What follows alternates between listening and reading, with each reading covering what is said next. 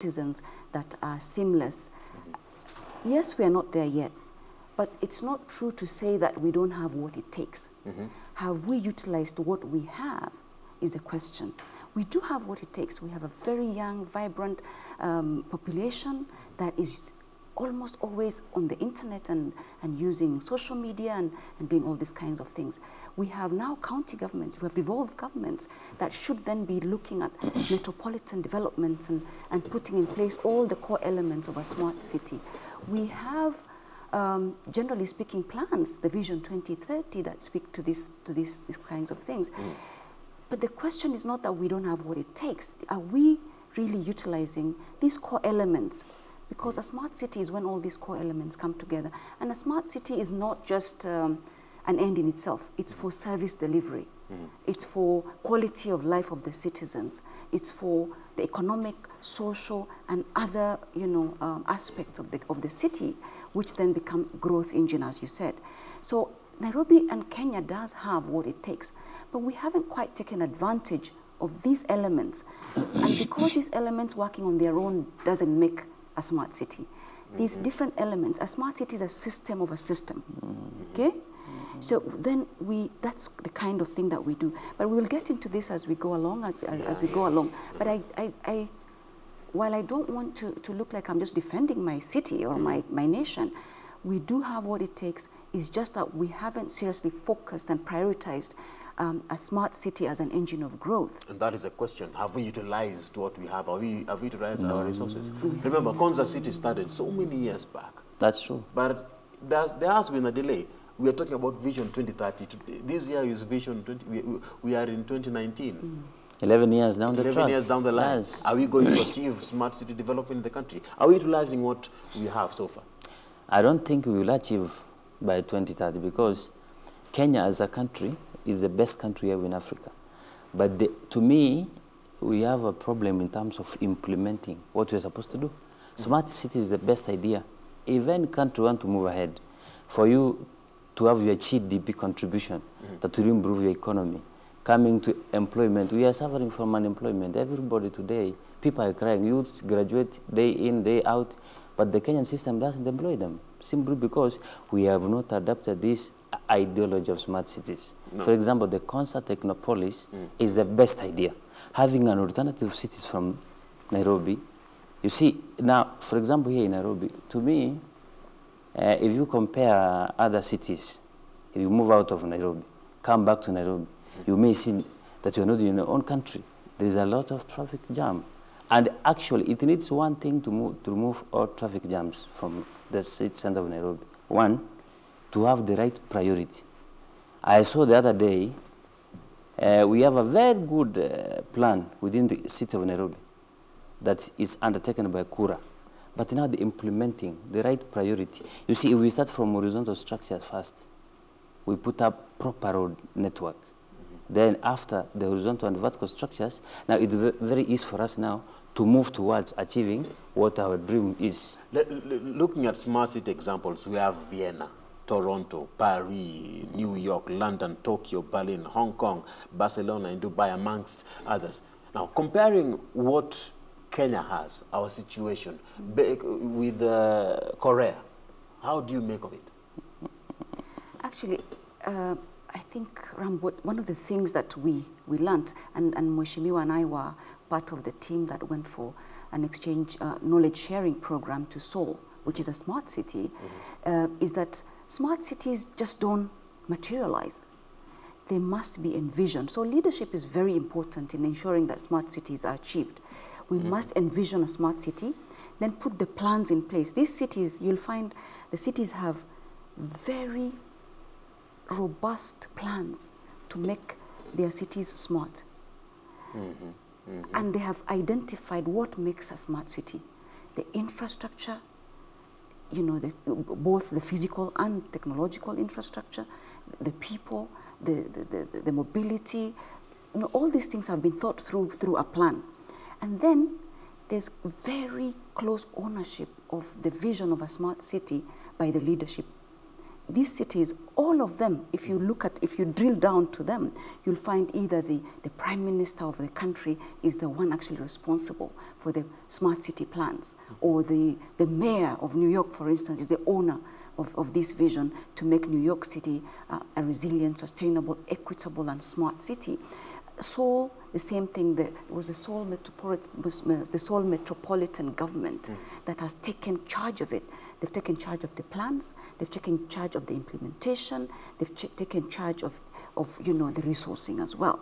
You've talked about us having the vision to develop smart cities in the first place. It is a vision that makes us develop the smart cities. Absolutely. As a country, did we lose, did you lose it along the way when we started thinking about smart cities? Should we have thought about it a long time ago? Was there a problem even with the vision bearers?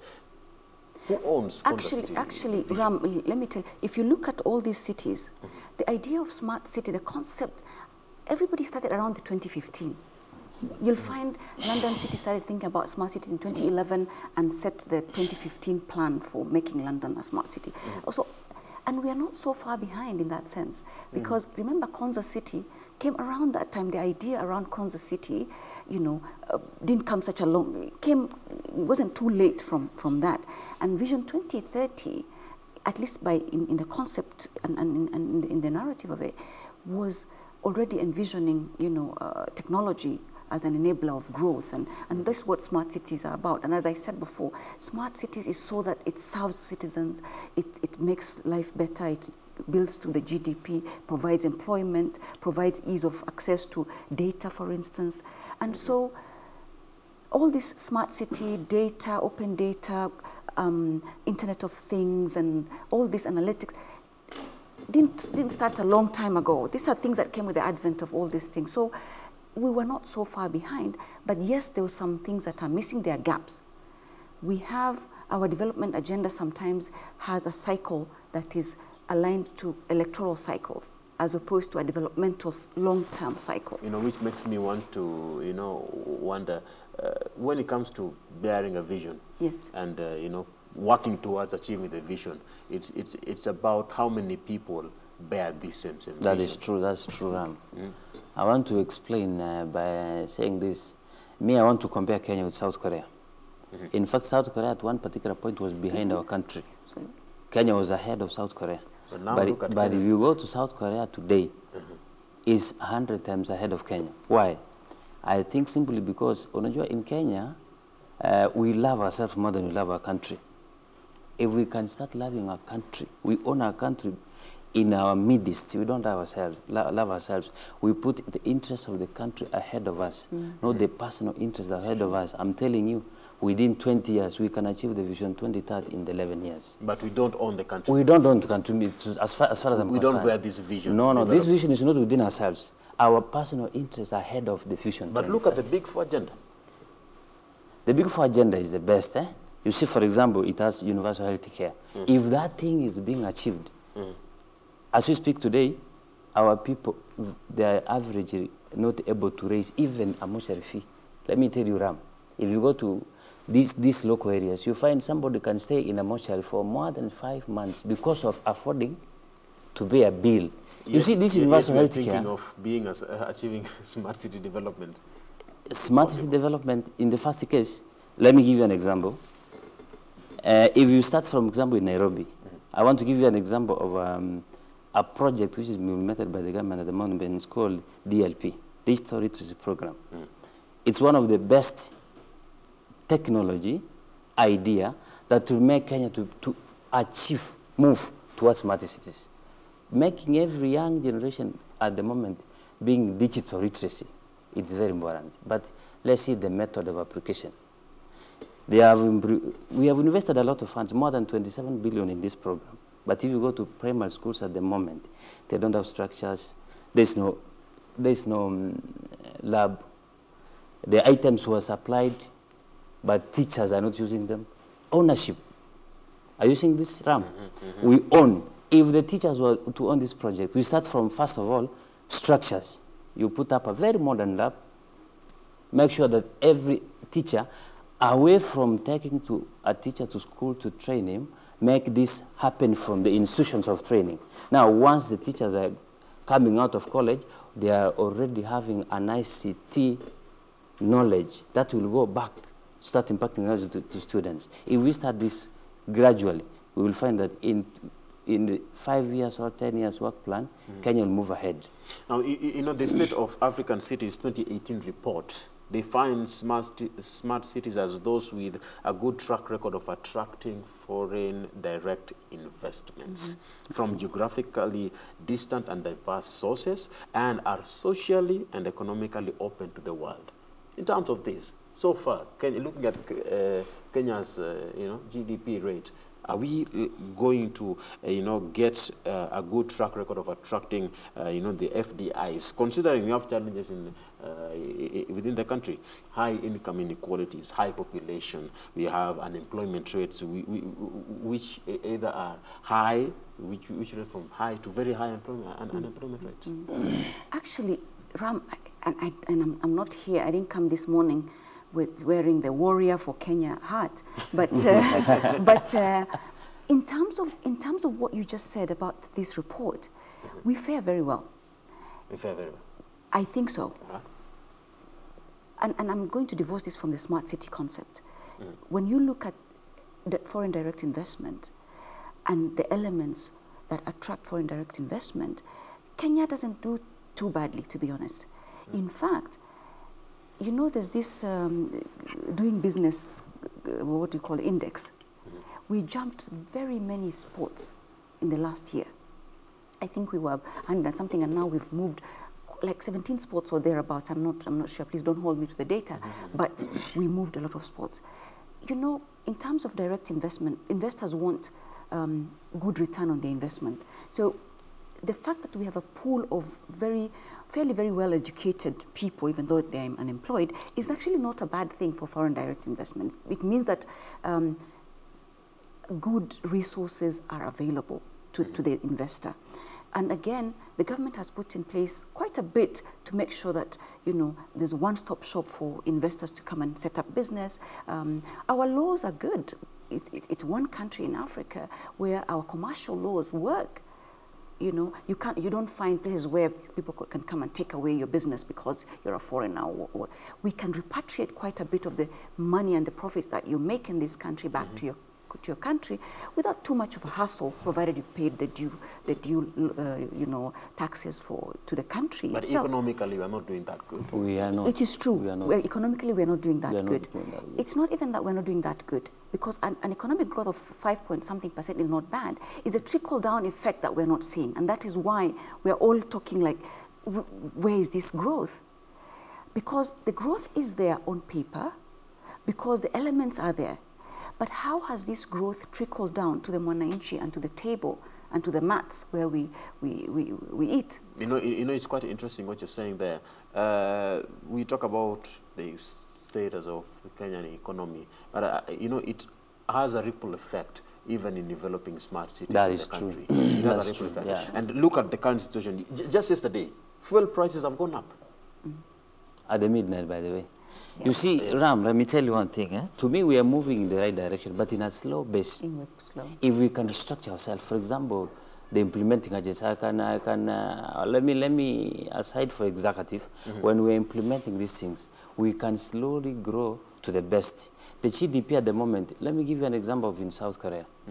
When you go to a watchman, just a normal person at the gate, you ask him, how much do you earn? He tells me, I earn this amount of money. He knows the amount of money. You ask him, why do you purchase this thing at a very expensive rate? He tells you, a watchman, I'm contributing to the GDP of this country. Are you getting it? Everybody understands that my country, I should be part and parcel of it in terms of development. If our Kenyan at the moment, we enhance awareness. That's point number one. For example, having a concert technopolis city, the country should own that city to be an alternative of Nairobi as a city. Concert is a technology that to me is the best we should adopt. When you develop a smart city within a country, number one, you reduce unemployment to that area. You automatically boost the GDP, the economy of that nation. because of this money circulation activities in this city. Everybody. But Konza City has taken so many years. Why should Kenyans look up to Konza City for development, for being the game changer of the country? Konza City has very good investors. For example, the South Korea are very positive. To me, I want to challenge the government of Kenya to own that Konza City as a project and as a priority project we should be having as a country. Okay, what is your take concerning urban planning and investment policies in Kenya?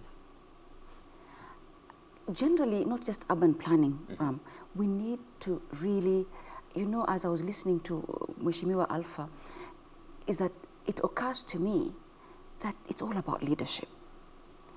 When a watchman, as he's describing, knows his role in his country, it just didn't happen because this guy is, you know, he's very smart, or this guy is very patriotic. It's because the leadership of that country has communicated this vision, has created an inclusive society, that sees itself as part of the bigger picture. For a long time in our country, we have very strong Kenyans. Individually, Kenyans do very well anywhere they go. But as a country, where is that Kenyanness? That could be missing. And that could be owing to a lot of things. And so what we've observed in these countries is very strong leadership that has communicated its vision and that has sustained this vision through successive governments.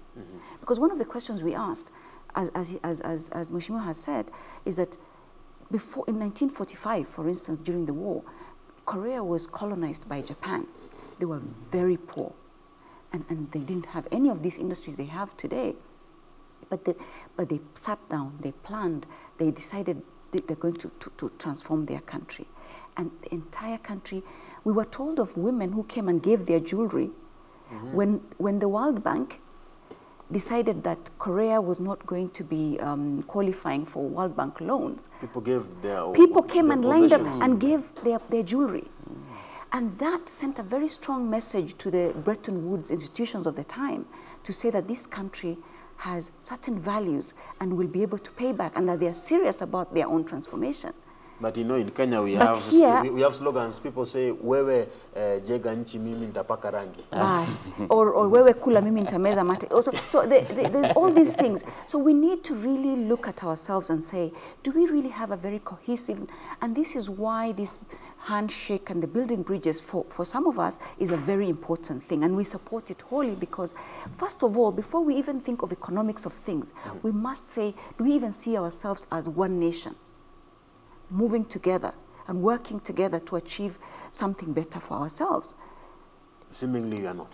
We didn't, but we're working on this, and this is part of the reasons why I believe our president, even if he was sworn in as the president, decided to put down whatever, you know, ego or whatever else that he would have been entitled to, and say, look, I still acknowledge that there was a very worthy opponent who has quite a bit of following and quite a big part of Kenya that wasn't happy, you know, for whatever reason. So he said to have this handshake. And this handshake was precisely then to bring that Kenyanness, to bring that inclusivity, and to heal these divisions that has seen us be this tribe or this person or this, and we're trying to build that. And once that is built from, let me tell you, there's quite a big push or a big motivation for us then to move to the next level. You see, for as long as these foundational issues of us even seeing ourselves as Kenyans and therefore wanting to, Mheshimiwa talked about us being selfish as Kenyans. It's true. But, and yeah, the aspect of corruption. Yes, it's exactly. Killing these Absolutely. And we acknowledge this. But then we are starting with the foundational aspects. And I'm an optimist, and I'm hoping that that's the case. So once these foundations of inclusivity and the right, you know, legal frameworks and the right governance structures are put in place, and this is why the referendum, I know, and I hope I'm not going away from these things, and it's because of the link of leadership and governance to a growth engine of any country, and even the ideas of smart cities. And this is why I'm going to this, is that we must put these foundational issues and deal with them once and for all. If it's the handshake, we support it, if that's what it's going to. And that is why, from where I sit, because nothing is cast in stone, nothing should be take all. I'm quite happy that we're doing these things. And once perhaps this is done, we can then think of the next things about smart cities, because already we have these other things. You talked about urban planning. Now, we have plans. This country is not short of plans. We have plans, we have big brains. Our academia is also working, even though now, and I'm happy that Professor Magoha is coming in to clean up that sector. He's real strong. He's coming in real strong, and I think he should be supported, frankly. Let's face it, our standards had really gone down. We need to do something. And it's most sectors, and I hope that everybody from where they are sitting will do their bit to make sure we clean up. We put in the right systems and processes in place. We put the right people in place, because this is what it takes for us to actually move to the next level of smart cities or the higher level. But we are still at the foundational stages, and it takes the leadership, and I'm happy that the leadership is trying to do this. But in terms of the plans, the ownership of the plan must be at the highest level possible.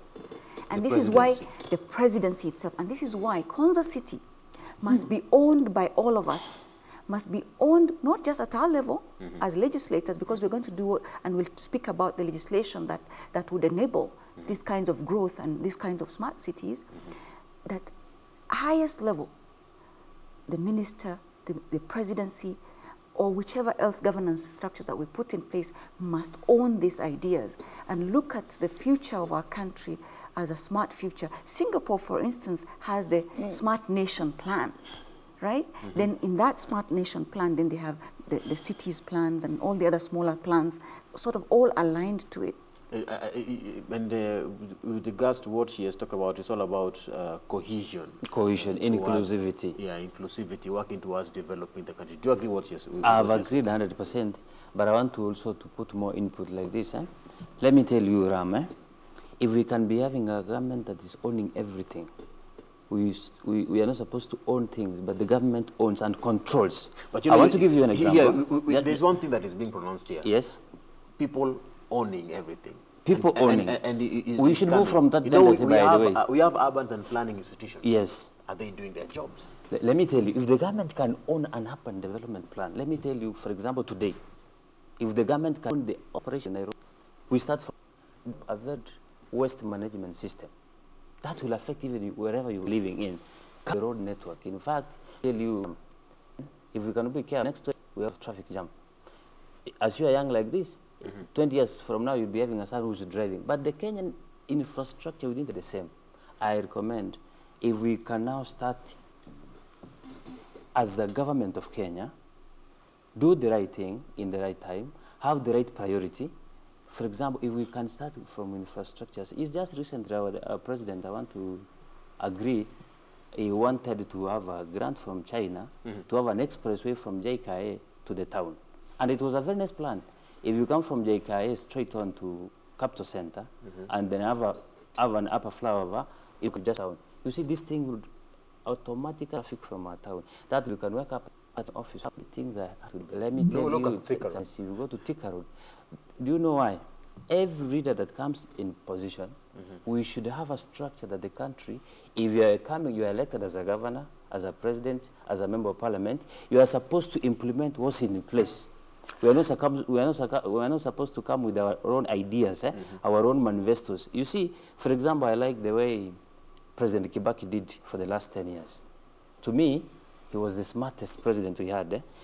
If you see, the Vision 2030 should be structured to an extent. Our able president, Uhuru Muigai Kenyatta, should also lay his plans on Vision 2030. The next person, the same. We found out by 2030, we have achieved. But looking at these regimes that have been there in the past, with the, comparing it with the current, every government comes up with a structure. Now the challenge here, Ram, every government comes with its own structure. To me, 50% connected to the previous and 50% own making. You see now? Both of you are in ICT committees. Yes. In the Senate, in Parliament. We have. How do you reduce the cost of associated with the removing or upgrading existing ICT infrastructure? You know, we're lucky because we didn't have much of ICT infrastructure, to be honest, to begin with. And in fact, for us, the idea of, you know, leapfrogging or jumping steps or, you know, step jumping is easily doable for us as a country. Because is that what you're doing? And this is what we are trying to do. I mean, remember, we're parliamentarians. Remember, we're parliamentarians. Yes. We make laws, we make policies, we oversight, we represent. We don't necessarily implement some of these things. Yeah. But that said, the advantage we have as a country, and the reason why I would like to talk about the advantages we have, is that we don't have big infrastructure. There are cities around the world that had such extensive mobile, landline infrastructure, for instance, and they had to retrofit a lot of things. We don't need a lot of the retrofitting that a lot of cities are doing. Okay. We had nothing. The infrastructure, in terms of ICT infrastructure, didn't quite exist. So there's not so much of upgrading. It's about putting in place new infrastructure, because connectivity, for instance, is a very important aspect. For ICT, for instance, we have, as we speak, 202 wards in this country that don't even have the basic 2G. Wow, wow. Right? That's true. Yeah, they don't have the basic 2G. Some places in Kenya don't even have internet. Yes. Where I come from Isiolo County. In certain parts of Isiolo County, there's not even the basic 2G. And this is one of the things we've been pushing our institutions, Communications Authority, our minister, to make sure that we have connectivity, because we don't want ICT to become an instrument of exclusion or of marginalization. But you know, one funny thing is, Kenya, you know, for example, has some of the world's fastest internet connection speeds so far. And we are well ahead of first world countries like Germany and Australia. That's true. Yet we talk about facts that you've mentioned. Yeah. So we have, and that's the disparity. Wow. You see, disparity is not just with money or with roads or physical things. Even in ICT is becoming, what do you call it, entrenching the unequalness of our society, right? We have 4G going to 5G in Nairobi and other urban areas, and then nothing, for instance, in Isiolo County, right? So again, we do not wish, and this is why smart cities have as their vision sustainability, equitable service provision, and that's what makes a city smart, because all its citizens have the same access to the services.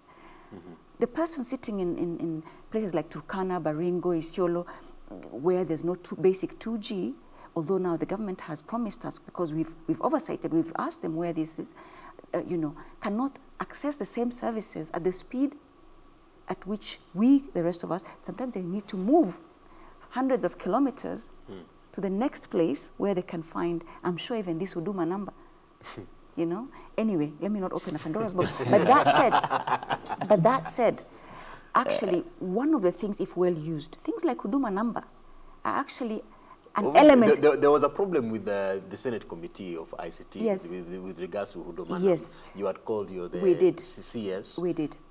And we put him to task with regards to how come we're collecting such extensive data on our citizens, innocent citizens. What is it for? But I must congratulate CS Musheruf.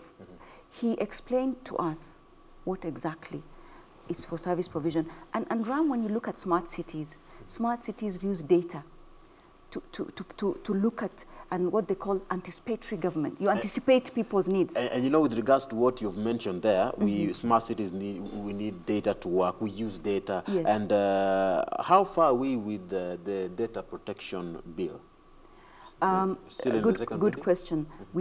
As you know, the Senate had drafted a data protection bill, personal data protection bill. It's in its second reading. We had just a meeting with the CS and his team. There was a task force as well that was looking at data protection and other aspects of ICT. So we've had sittings with them. We're harmonizing it with some of the things some of the input they've provided us. So we're giving ourselves, and this is a joint effort of the legislature and the executive And this is why I'm optimistic that if we work together the way we do, with a common objective of providing services to our citizens, we'll go far. So we've given ourselves 2 months. The National Assembly is on recess now. Senate is on you know, we are on at the moment, right, and we are on in second reading. The technical teams are harmonizing the version of or the inputs from the executive, and within 2 months we're going to deliver a data protection law for this country. Within 2 months. Within 2 months. That's very possible. And it's very possible. Number issues come. Exactly. Yes. Because then, at least as this data is collected, we have a law in place that will govern the use, the distribution, and whatever else that, you know, or the management of the risks therein as well. But the question comes in, shouldn't the law have been already made before we could get through the processes? But let me come to you now. Within the National Assembly, ICT development. Within the National Assembly, we have moved ahead because already we developed a cybercrime bill. Of course, it has a challenge already, it's in the Court of Laws. But you see, if we can combine effort with the Senate, I think we are moving ahead well. The only challenge we are having is that priorities. You see, for example, we are not to bring the Huduma number before the bill is in place, protection of data. But the Huduma number is the best idea we should be having unless everybody own it, because Huduma number is just one number that combine everything you have. But the challenge of Huduma number is the time.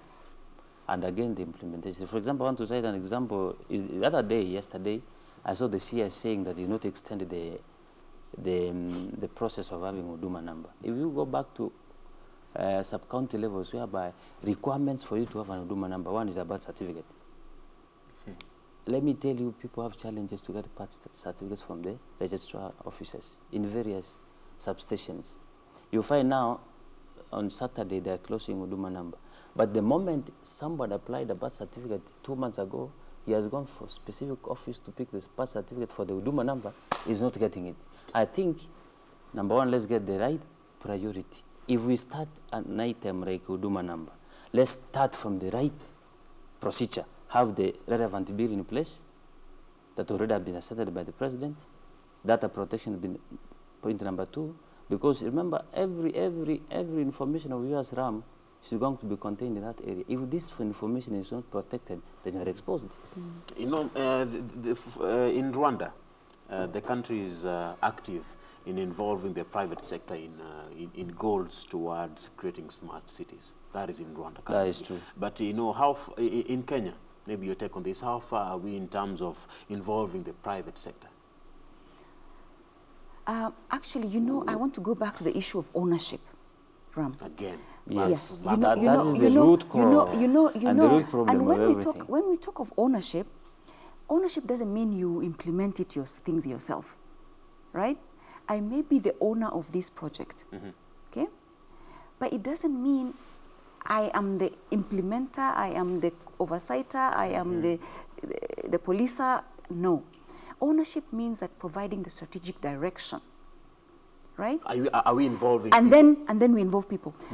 Right now, maybe not optimally, maybe not optimally, for sure. We haven't, first of all, our plans haven't, I don't even think we have a proper master plan for smart cities and things like this. Then why are we going for Konza City? No, let me just finish, Mheshimiwa. Yeah. Because, you see, this Konza City, as a standalone, would provide a lot of ideas and incubation for even how we could retrofit, let's say, Nairobi City. So when you start from scratch, we actually have a plan for Konza. What I'm talking about is a big plan, national level, for smart cities development, for smart nation development, and these kinds of things. But in terms of the standalone, which is not a bad thing, because we could learn from that, it could be a smaller micro level that can then be scaled up to the macro level, where then other towns are aligned. Dubai did that. Dubai started with Dubai, then are now working on aligning other towns. A framework for alignment of other towns are being made now, right? Other cities, and even London, did that for the boroughs that, you know, that were being made smart. So I don't subscribe to the idea that things have to be linear, really. I wish life was so linear where you start from point A to point B. Sometimes things tend to happen, and development can happen from different directions. But then, you know, how then are we going to involve every person? The private sector seemingly... We were, on this trip, we were with the private sector, Mheshimiwa. We were, by the way. Yeah, we were with the private sector. In the trip we were, the private sector were many. The only challenge we are having is public participation. The government, the way we are implementing our things, I think we're implementing our things from one-sided angle. If we, for example, Concert Technopolis, let me define a bit. It's a self-inclusive city, having everything, having higher learning institutions, having business complex, having everything you think of about in a city. It should be in a Concert city. But look who we are now, Ram, eh? Concert, at the moment, we have already South Korea give us I think has given us more than 100 million for a university.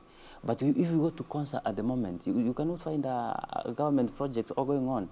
I think ownership is very important, stakeholders. We should educate people that Concert Technopolis is a project for Kenyans. So do we need legislations to support Concert City? We do. We must. How do we go through that? But one thing we also have a gap in is that whole idea of think tanking.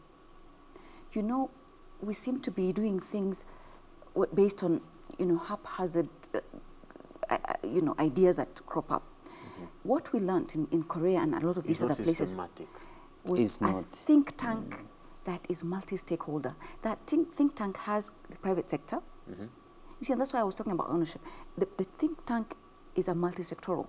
The private sector, the public sector, academia, students, and legislators. That's what's happening in Korea. Yes.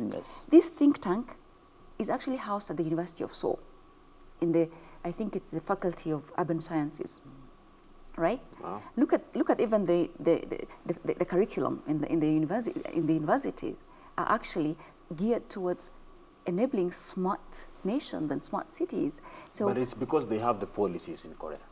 Absolutely, but the policies were not just in spring up.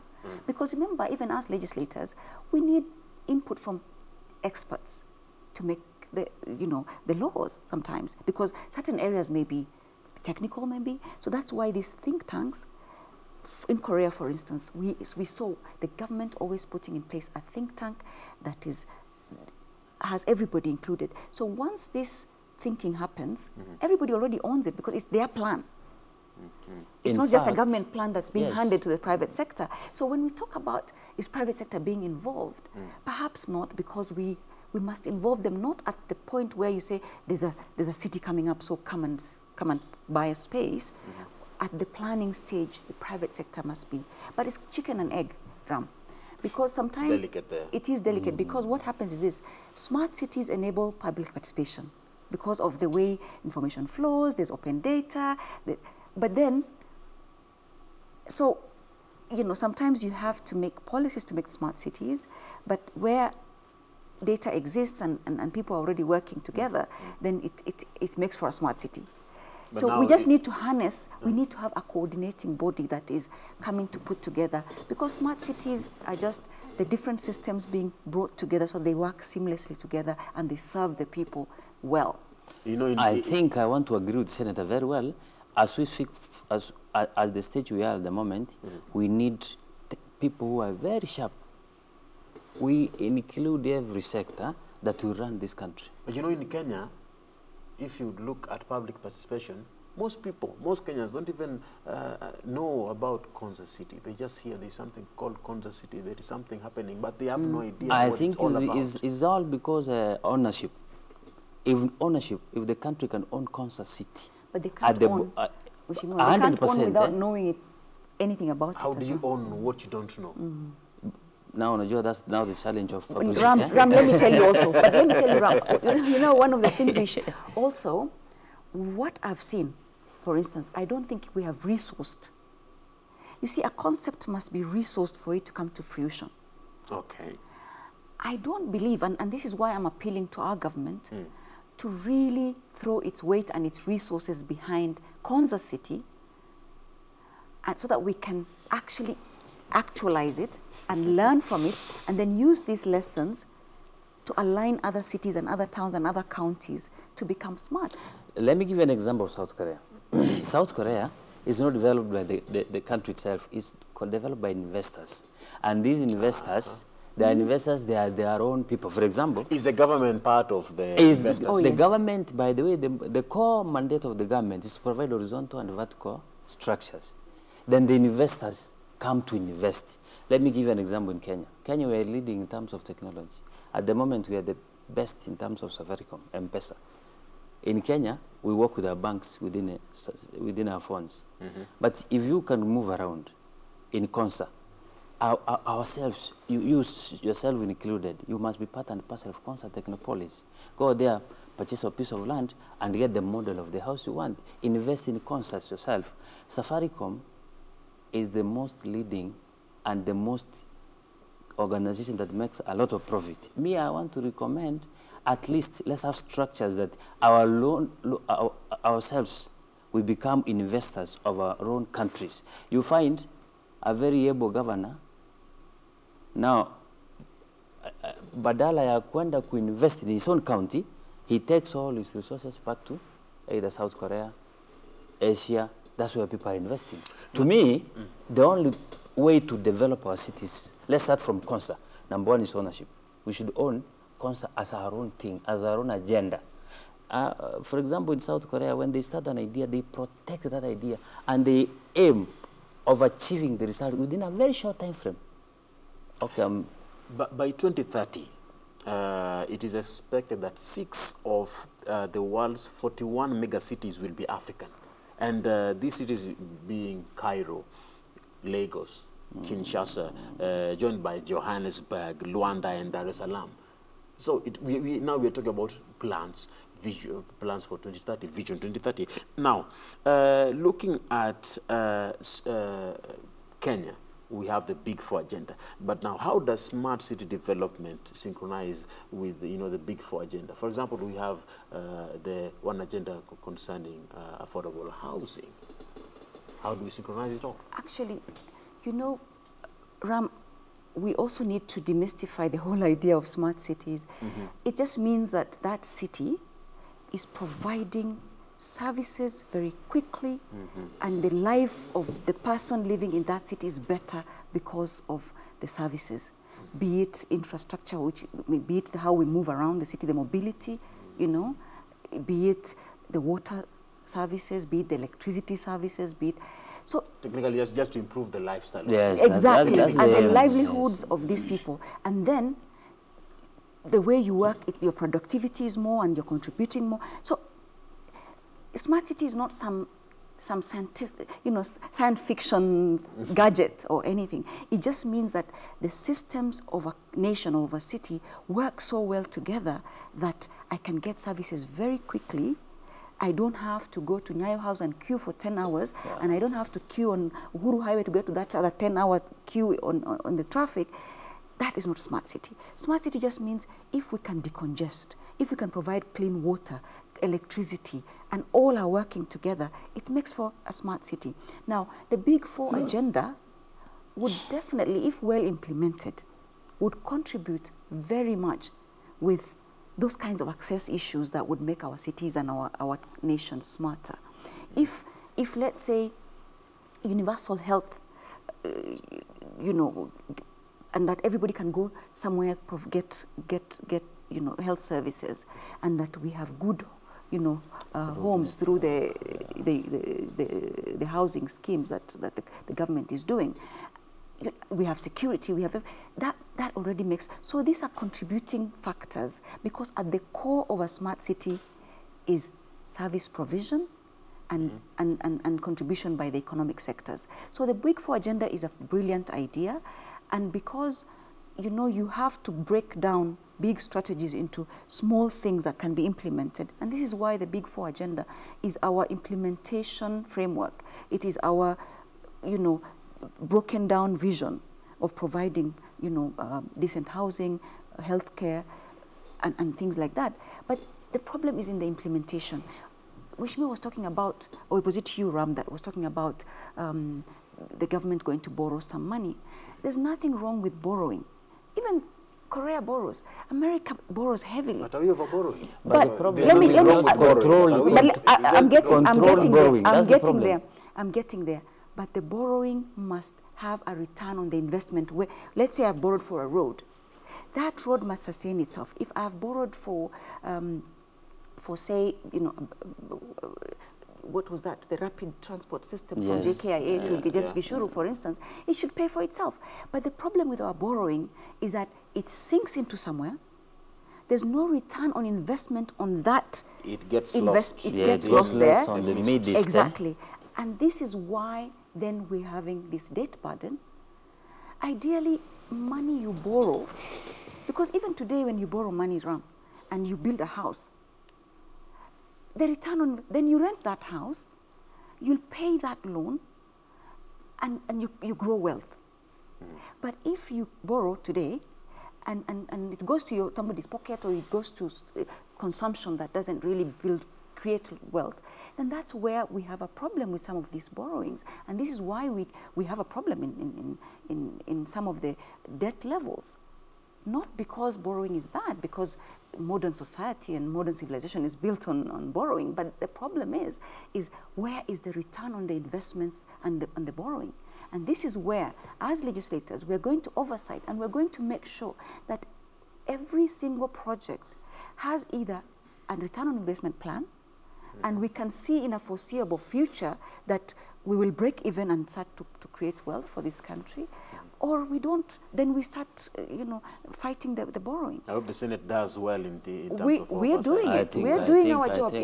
If what you've seen, we are oversighting what governors are doing in terms of the investments they are making, in terms of just making sure we do our job, and under Article 96 of our Constitution gives us a mandate to oversight, to represent, and to make laws. And we are making these laws, be it for the smart cities. And in fact, just yesterday, as I was preparing to come here, there are certain laws that we're going to pick up as the Senate ICT Committee. Once we are done with the, can you be able to mention? Once we are done with the data protection, we will quickly move into open data. How we share data that is in the public domain so that we drive innovation. Because if people don't know, Mheshimiwa said people don't know about Konza City, or you said that people don't know about Konza. How would people know if there's no open, shareable data? And innovations come from that kind of thing. But for now, we don't have legislation, and we're going to pick these things up. And your take on this, how will people know? Big Four agenda, will it ever? There are people who say that it will never be achieved. No, the Big Four agenda, by the way, is the core drive for the smart cities, and it's the best idea. So the Jubilee government is having. But the challenge, the vehicle of Big Four agenda RAM is fine. We know it as here in the streets. But to go back to the Mashinani, the Wanjiko, he doesn't know about the Big Four agenda because he cannot feel the impact of that. For example, I can start from affordable housing. The Kenyan government has a very good system by eradicating slums and putting up modern complex that is affordable for you to come and borrow. But if you go, you cannot start deducting people's salary without making them understand why you're doing it. How will they benefit as people? But you're accepting it. Of course you've accepted. It's a noble idea. But the process, my concern, Ram, is the process. The process. The structures were in place. They are making us to drag our feet towards achieving what we are supposed to achieve at the right time. For example, we must be having a time frame. For example, the Big Four agenda, the Big Four should be attained in the 10-year span. And I can see it overrunning to the next government. Yes. As legislators, are you really, you know, you've talked about ownership. Are you owning the Big Four agenda? Are you involved within the Big Four agenda as legislators? Because you've talked about smart cities depending on the Big Four agenda. But the Big Four agenda, for it to be achieved, it depends on someone. No, Ram, you know, sometimes we take a word and then we latch onto it without breaking it down. Let me just, what do I mean by this? We're talking about Big Four agenda, the Wanjiko doesn't know. Okay, let's not even talk about Big Four agenda. It's a word. Yes. But if the government puts a budget onto health, that will reduce this, you know, the distance that Wanjiko travels to access medical services. And when Wanjiko arrives at a health facility, she'll find all, you know, the personnel to look at her issues, the drugs are there. That's the Big Four agenda. The service delivery part of it. There is something that the Senator Ledama Olekina has said a few days ago, that for us to, to succeed, let's not concentrate on the Big Four agenda. Let's take one agenda, and he mentioned manufacturing. You see, we can't, okay, I am all for prioritization, right? Mm-hmm. But as a big nation like Kenya, we can't say we pick one thing. Mm-hmm. Life has different dimensions. We must pick the 1, 2, 3 things that are complementary to each other, because sometimes things have dependencies, right? Wow. Okay. We must never forget the dependency of things, and this is what SMART is about. Let me inject. Yes. I want to tell you one thing. In Kenya, we got wrong somewhere. For example, while the developed countries are moving very fast, they are investing in the right ideas. Should we invest in manufacturing or we focus must, on one? by that's the manabon. Research and manufacturing should be our priority in terms of our budget and everything. But because if you cannot invest in the manufacturing and research, you are not moving anywhere. You will be using somebody's commodities. But let me give you an example. For example, the latest example of importation of cars. That's the best idea. For the country to develop, it must manufacture their own cars, bringing either a very good investor or the own country having its own brand. For example, in South Korea, 90% of the cars are Hyundai. Hyundai, they manufacture by themselves. But when it comes to Kenya, 90% of the cars are imported cars. The idea of scrapping importation of cars is the best, but in a wrong approach. Let the investor come to Kenya, bring up a manufacturing unit, start producing cars, let the Kenyans own this idea, start purchasing these cars. Once now they are able, then you will gradually eliminate importation of cars. Now, I agree with Mheshimiwa. In all these things, you are working towards developing smart cities. You say the only challenge is the ownership. We cannot focus on we can, for sure. All I'm saying is we must never forget dependency of things. You see, Mheshimiwa is talking about cars. We don't even need to start very high-tech. Even our own little agricultural production infrastructure or agricultural industries, right? Mm-hmm. From cotton, to sugar cane, have all died. Those would have then done both agriculture and manufacturing, because you start, one is feeding the other. Mm-hmm. And this is why I'm saying, yes, it's good to prioritize, but there's dependency. If, let's say, you want us to go into textiles, we don't want to be importing every single fabric. We want then to empower our cotton growers, which is what we did in the 80s and I suppose in the 70s, in the past, because the agricultural sector then feeds the manufacturing sector. We start by manufacturing from our tea, our coffee, our our cotton, all these things can actually become the inputs into our, but now we're becoming net importers of everything. We've killed our cotton industry and our cotton growing belt, our sugar, and our tea. We're even importing maize. Imagine. And maize. And we have a very big land. Now, let me come in. Unajua Kenya is the best. Last week I was in Eldoret. In fact, if you go to Moi University, what it's doing is the best. Go to Caltex. They are manufacturing very nice. At the moment, they are using our local available materials, cotton. They are now making up uniforms for our scullies. But you see the goodwill. The government must create an enabling environment for these things to grow. Number one, pump more money and more budget in terms of research. For example, if you go to, let me go back to the DLP. DLP, the Moi University, the engineering sector in terms of electronics, they are assembling. They just import the parts from China and they assemble in Moi University in Eldoret. If you see the process, you really admire. But ask them, their job is just to assemble. The core part of it, we just import. If we can get things right, invest in the right way, have the right priorities, let me tell you, Ram, we'll move ahead very fast. And build on what we already have. Yes. Because you have confidence. Do we need to involve maybe these smart cities to become part of, you know, an agenda within the government? We must. We must. It must be, smart city must be part of of our lives. By the way, without a smart city, we cannot move ahead. It's true. The only challenge we're having, for example, in Kenya, for the challenge the smart cities are having, is that the Kenyan Mwananchi doesn't own projects of the government. How? But how do you own what you don't know? Yes, the Kenyan Mwananchi doesn't realize the importance of giving tax.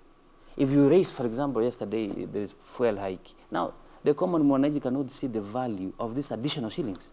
If you go back to our constituencies, roads are impassable. Let me take an example, for example, my constituency, by the way. There is a program of the national government project called Raw Volume, 75-kilometer road. The government started in March 2017. Up to now, even a single tarmac, it's nowhere. What have you done? That is your constituency. Let me tell you, I've tried to move to every office. Every day, I'm in Kera. What's the problem? But the government looks like it's unable to implement. Imagine.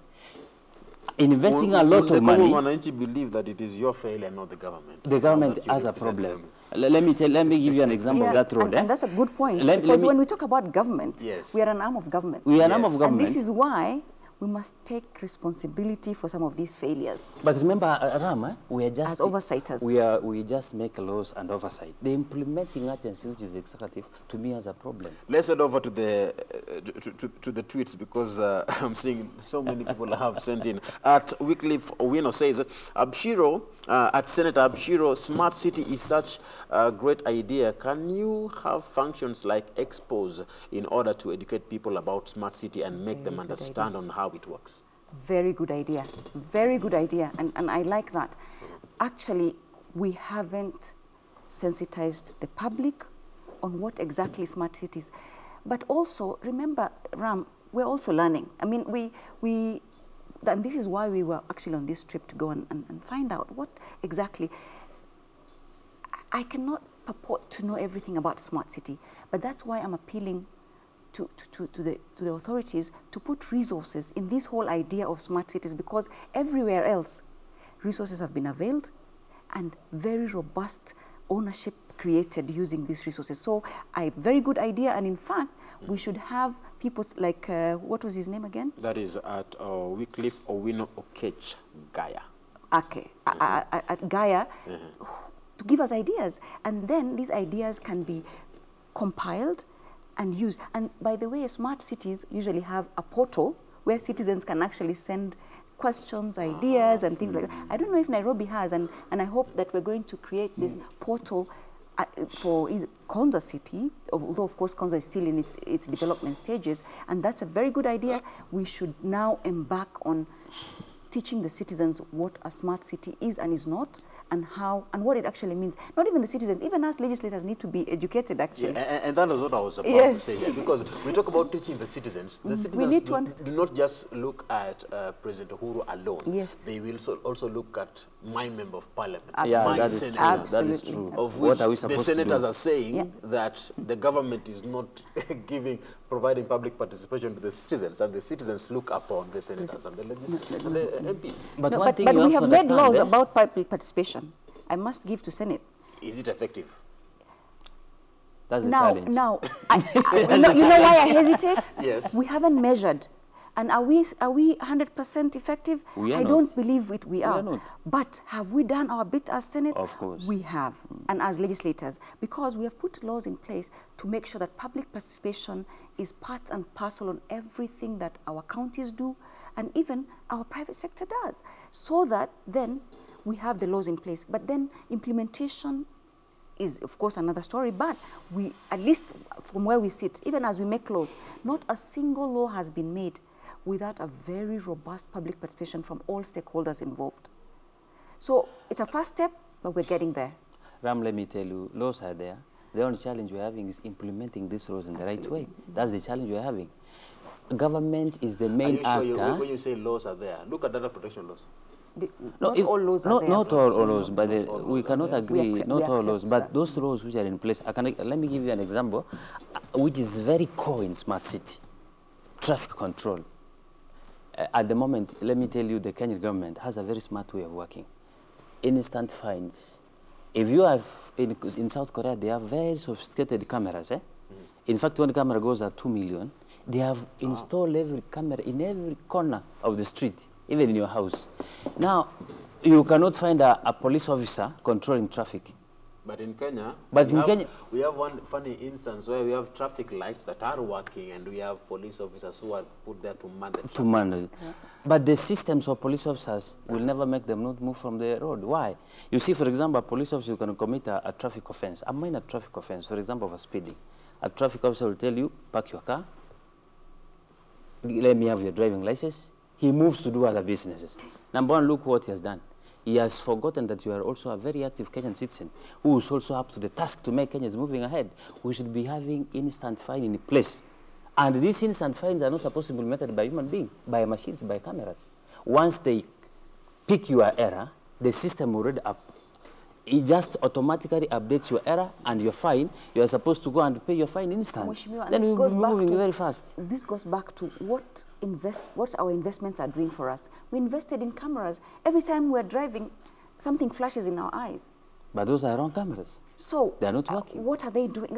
And this is one of the things we try to oversight and say every aspect of what is being implemented.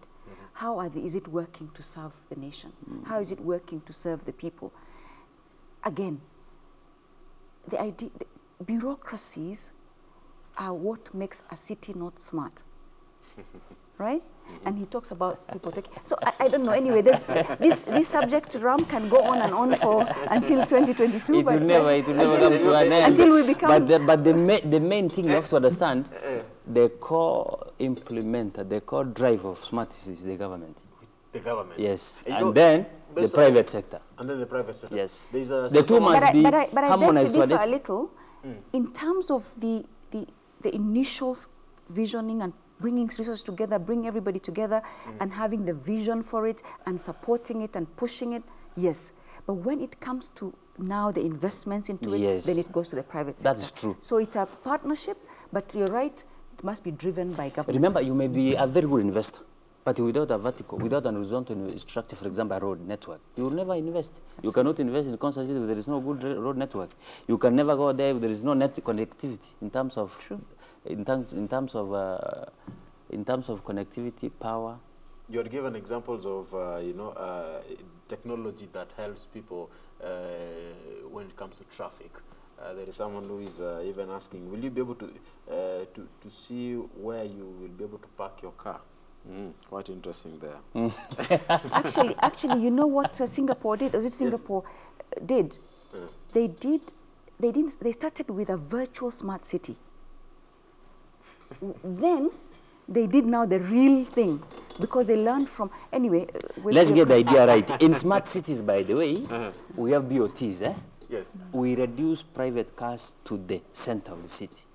We only have private public PSVs. That I saw, a parking system that I saw, I don't know if it was in Singapore or it was quite a very unique system where cars are parked, systematically. They enter a certain place and then it's like of course, it's true. That is in Singapore. It's in Singapore. That's Singapore. Yes.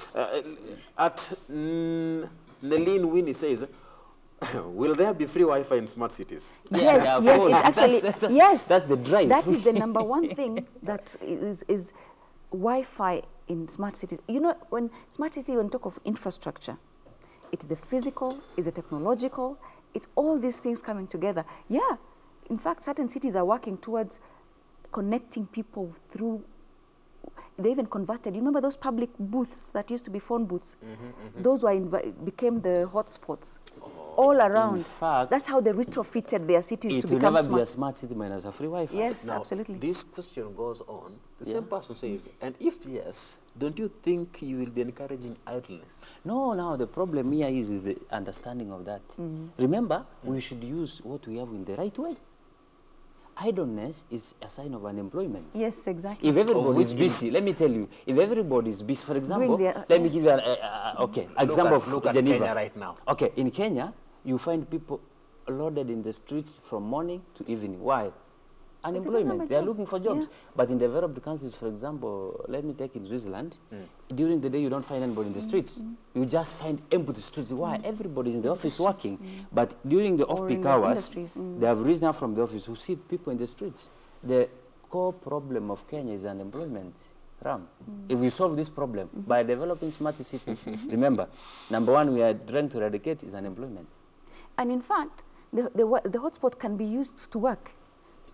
Yeah, you work from where? You can stand there and do your work. And if there is a proper data protection, Wi-Fi cannot be a problem. It all looks like a dream. But anyway. It does. Poet Wandurwa says, there was a report of hackers who stole over 10 million. Are our Duma numbers safe from cyber crime?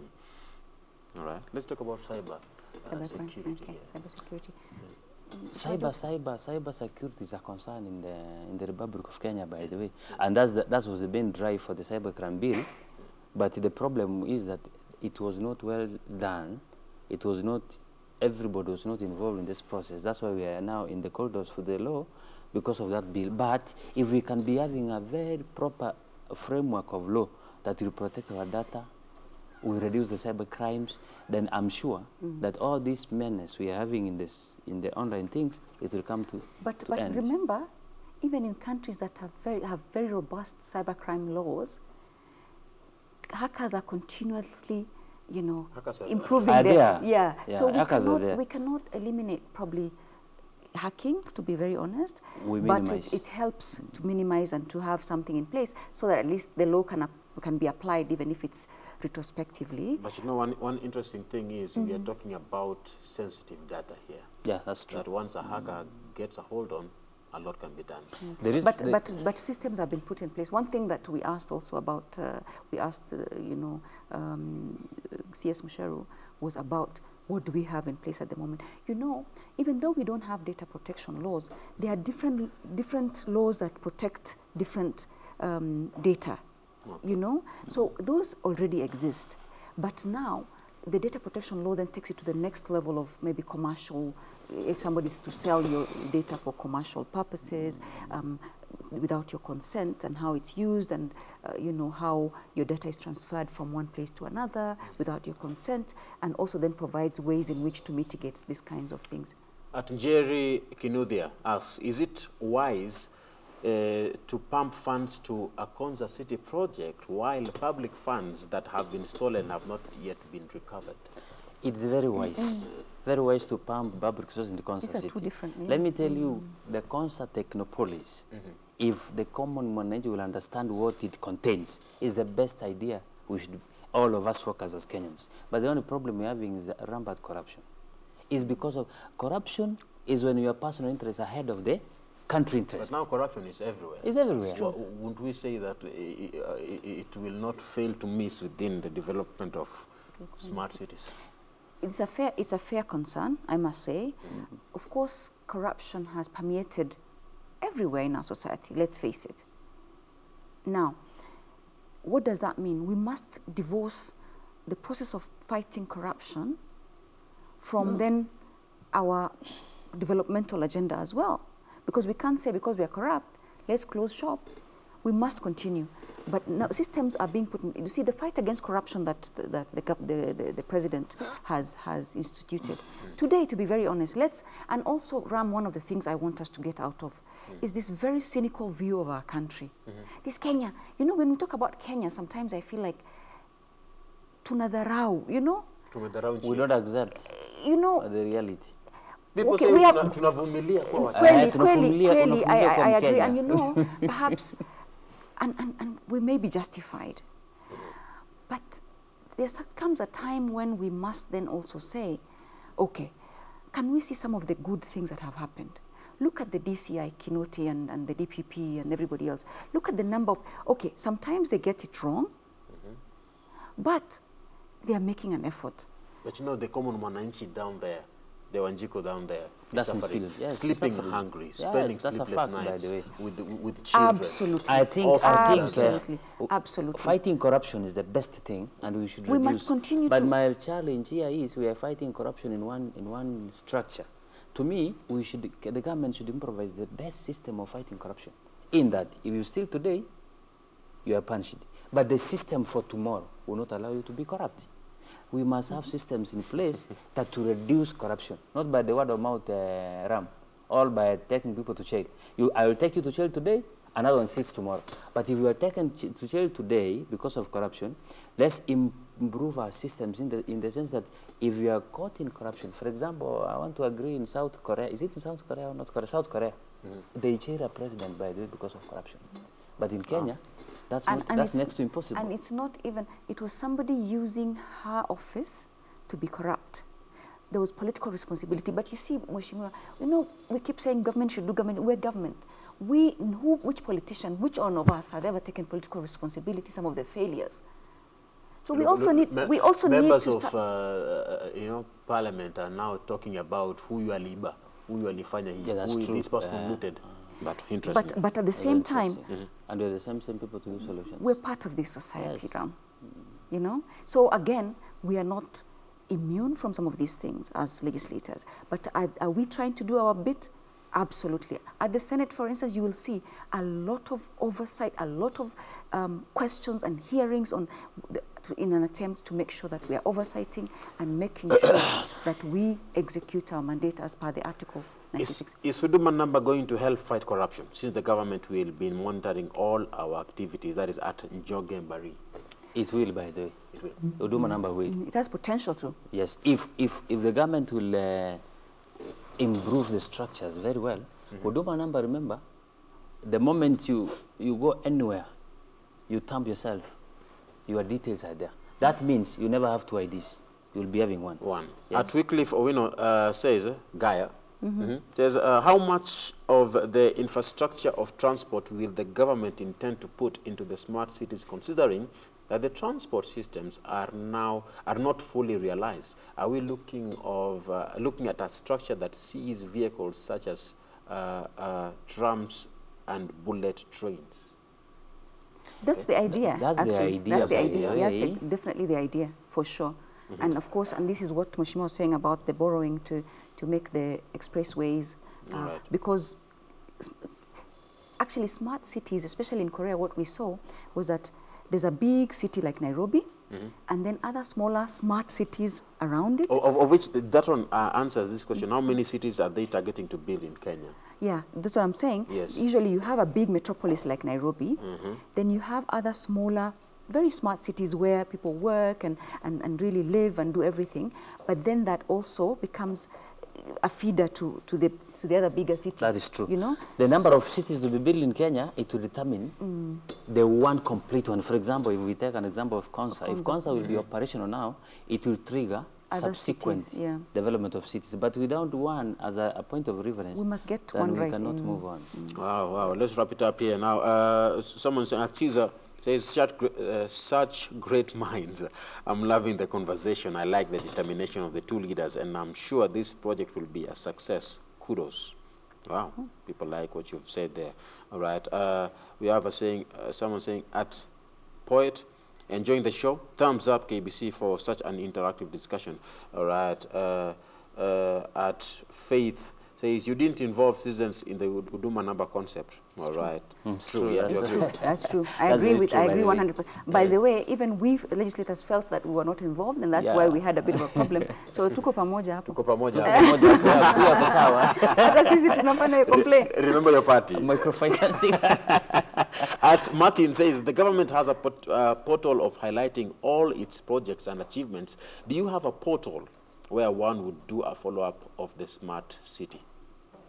Actually, I'm not sure. We need to find out. I don't know. That one but we must have a portal, Mm-hmm. that everybody can.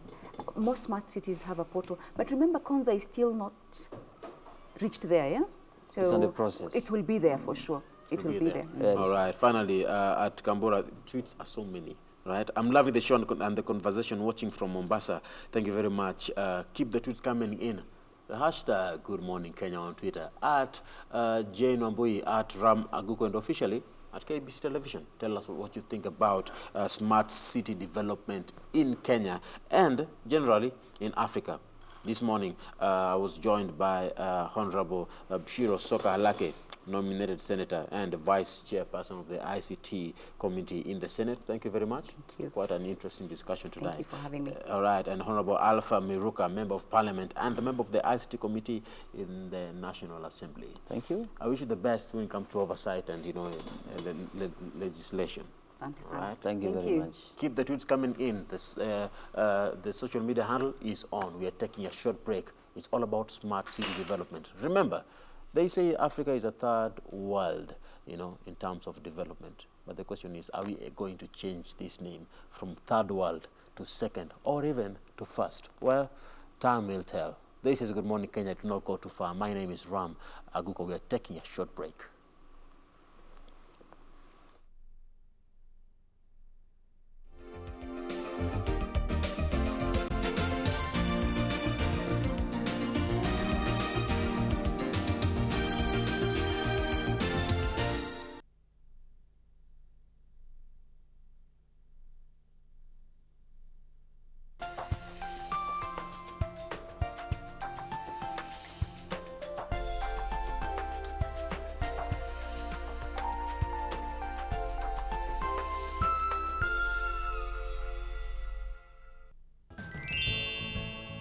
I decided to come back. I hope it's a tall, rich, and handsome man. I'm just really happy to meet you. Likewise. Wow. Look at her skinny body. She couldn't look ladylike if she tried. She had hereditary psychosis. Only on KBC, Channel 1. Our husband is getting another wife. Please. But then that one will refuse. Our husband has gone mad. My faithful wives, I introduce to you the beautiful and lovely Aoko.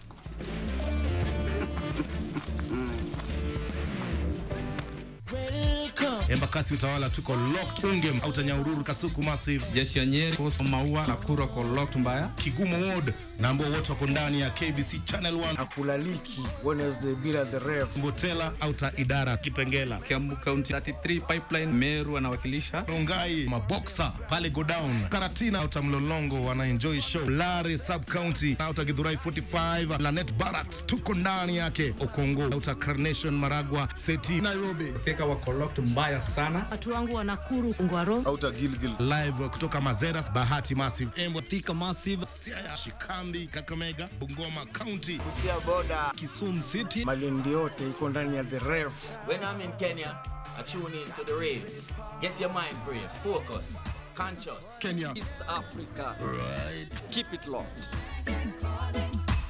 Calling out to Africa.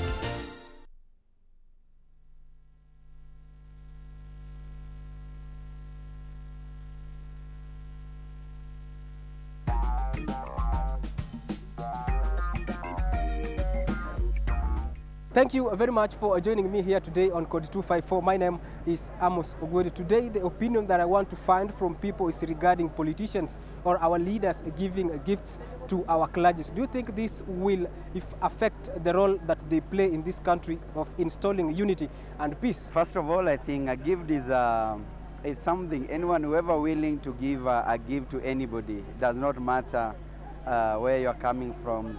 Religious has nothing to do with the religious, and has nothing to do with tribals or whatever. A gift is anything that any person, whoever feel that have something to give, it's most welcome and it's okay.